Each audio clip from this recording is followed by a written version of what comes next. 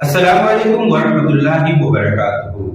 شب برات، پیارے ناظرین، شب برات یعنی 14 شعبان المعظم کی جو رات ہے، یعنی کہ پورا دن گزارنے کے بعد والی جو رات ہے، 14 اور 15 شعبان المعظم کے درمیان والی رات، جسے شب برات کہا جاتا ہے، نجات والی رات کہا جاتا ہے۔ تو پیارے ناظرین، اس رات میں ہمارے مومن مسلمین بھائی بہن جو ہیں کثرت سے نوافل پڑھتے ہیں، عبادت کرتے ہیں۔ تو جو بزرگان دین کا طریقہ رہا ہے، اس رات میں بہت سے زیادہ نوافل پڑھا کرتے تھے۔ تو کچھ جو بزرگان دین کے طریقے کے مطابق نوافل نمازیں ہیں، ہم آپ کی خدمت میں لے کر آئے ہیں، جس کے پڑھنے سے اللہ تعالیٰ بے شمار نعمتوں سے نوازتا ہے۔ پہلے 2 رکعت نماز نوافل کا طریقہ سمجھ لیں، جس کو پڑھنے سے اللہ تبارک و تعالی رزق میں کشادگی اور برکتیں عطا فرماتا ہے۔ اس کی نیت اس طرح سے کرنی ہے کہ نیت کی میں نے 2 رکعت نماز نفل کی، رزق میں خیر و برکت کے لیے، واسطے اللہ تعالیٰ کے میرا کعبہ شریف کی طرف۔ اب آپ جب سورہ فاتحہ پڑھیں گے تو سورہ فاتحہ کے پڑھنے کے بعد 1 مرتبہ آیت الکرسی شریف پڑھنا ہے۔ اس کے بعد سورہ اخلاص یعنی قل هو اللہ احد 15 مرتبہ پڑھنا ہے۔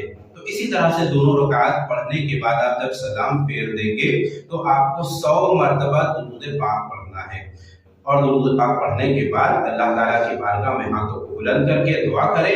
انشاءاللہ تبارک و تعالیٰ اس نماز کو پڑھنے کی برکت یہ ہے کہ آپ کے رزق میں خیر و برکت ہوگی، اللہ تعالیٰ اپنے غیب کے خزانوں سے آپ کو رزق عطا فرمائے گا۔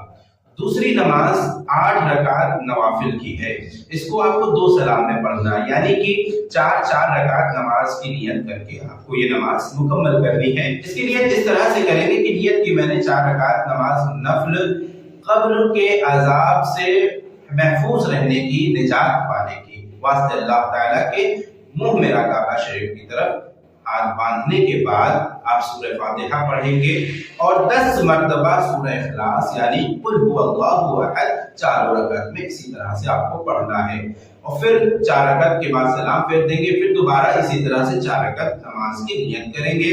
جب 8 رکعت مکمل ہو جائیں گی تو رب کی بارگاہ میں ہاتھوں کو بلند کر کے، ہاتھوں کو پھیلا کے دعا کریں۔ انشاءاللہ تبارک و تعالی اس نماز کی برکت سے آپ کو قبر کے عذاب سے محفوظ کر دیا جائے گا، یعنی کہ اللہ تبارک و تعالی بے شمار کئی ہزار فرشتوں کو مقرر فرما دیتا ہے، اور پھر وہ فرشتے اس کی مغفرت کے لیے اور عذاب قبر سے حفاظت کے لیے دعا کرتے رہتے ہیں۔ تو پیارے ناظرین، امید ہے کہ دونوں نمازوں کا طریقہ آپ کو بہت بہترین طریقے سے سمجھ میں آ گیا ہوگا۔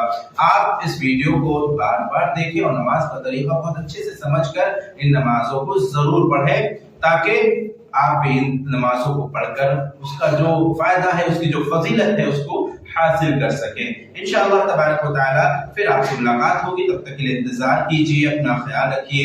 السلام علیکم ورحمۃ اللہ وبرکاتہ۔